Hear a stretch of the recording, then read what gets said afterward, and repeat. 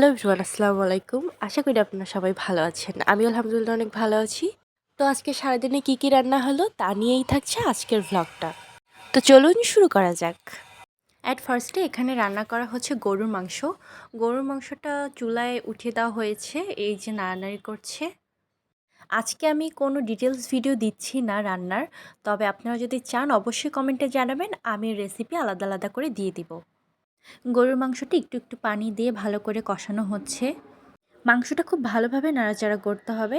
তারপরে এখানে পানি দিয়ে দিতে হবে। এই যে এখানে এখন গরম পানি অ্যাড করছি। গরম পানি অ্যাড করলে একটু বেশি ভালো হয়। তারপরে উপরে আমি গরম মশলা দিয়ে দিলাম।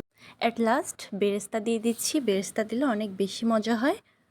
এভাবেই ওই রান্নাটা শেষ হয়ে গেল। এখানে তেল পিঠা তৈরি করার জন্য ব্যাটার তৈরি করা হয়েছে। পিঠা বানানোর জন্য এখানে তেল গরমে দেওয়া হয়েছে।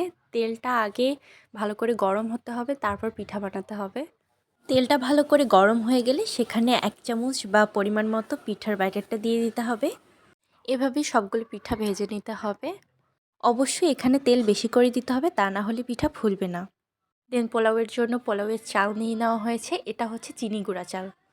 তারপরে খুব সুন্দরভাবে এই যে সেই চালটা ধুয়ে এখানে চুলার মধ্যে বসিয়ে দেওয়া হয়ে গেছে। অন্যদিকে চা বানানো হচ্ছে। তো আজকের ভিডিওটা এ পর্যন্তই। সম্পূর্ণ ভিডিওটি দেখার জন্য অসংখ্য ধন্যবাদ। তো আপনারা সবাই ভালো থাকবেন, সুস্থ থাকবেন। আল্লাহ হাফেজ।